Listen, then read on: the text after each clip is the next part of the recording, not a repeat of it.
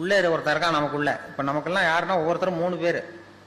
இப்போ என்னை பற்றி நான் என்ன நினைக்கிறேன்னா அது ஒருத்தன், என்னை பற்றி நீங்கள் என்ன நினைக்கிறீங்களோ அது ஒரு மனுஷன். நம்ம 2 பேருக்கும் தெரியாத எனக்குள்ள ஒருத்தன் இருக்கான், அவன் 3வது மனுஷன். அந்த 3வது மனுஷனை அடையாளம் கண்டுபிடிக்கிற முயற்சி தான் இந்த அகத்தாய்வு, இந்த பயிற்சிகள்லாம். இப்போ ஸ்டாலின் இருக்காரு, மேயர், மெட்ராஸ் மேயர். அவர் பிறந்த நாள் வாழ்த்து சொல்கிறதுக்காக திருநெல்வேலி பக்கத்துலேருந்து நிறைய பேர் நாங்கள் ஒரு 8 வருஷத்துக்கு முன்னாடி எல்லாரும் பிறந்த நாள் வாழ்த்து சொல்லிட்டு திரும்பி போகிறாங்க. திண்டிவனத்துக்கு பக்கத்தில் அந்த இளைஞர் அணி, திமுக இளைஞர் அணி வேன் கவுந்துட்டுது. 4-5 பேர் செத்து போட்டாங்க ஆக்சிடெண்ட்டில்.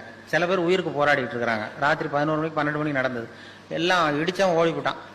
நமக்கு எதுக்கு வம்புன்னு. அதுக்கப்புறம் வர்றவங்களும் திரும்பி பார்க்கல, இது நம்ம கோர்ட்டுக்கிட்டுன்னு அலையணும் அப்படின்னு சொல்லிட்டு போட்டாங்க. விடிய காலம் அந்த திண்டிவனத்தில் இருந்த இளைஞர்கள் சில பேர் ஓடி வந்திருக்கிறாங்க. அவங்க டீ குடிக்க வந்தவங்க. பார்த்தா ரோட்டில் கிடக்கு, வேன் கவுந்து கிடக்கு, திமுக கொடி பறக்குது. உள்ள சில பேர் செத்து கிடக்குறாங்க, சில பேர் சாவறதுக்கு போராடிட்டு இருக்கிறாங்க. இந்த இளைஞர்கள் டீ குடிக்க வந்த பசங்க ஓடி போய் அவங்கள பார்த்து உடனே அவங்கள பிடிச்சி இழுத்து காப்பாற்றி கொண்டு போய் ஆஸ்பத்திரியில் சேர்த்து அவங்களுக்கு வேண்டிய வைத்திய வசதியெல்லாம் பண்ணி கொடுத்து, குடும்பத்திலேருந்து எல்லாம் குணம் கொடுத்து, அப்புறம் அவங்க ஊருக்கு தந்தி கொடுத்து எல்லாரையும் வரவழைச்சி பரிபூர்ணமாக குணப்படுத்தி வீட்டுக்கு அனுப்புகிற வரைக்கும் அந்த இளைஞர்கள் துணையாக இருந்தாங்களாம்.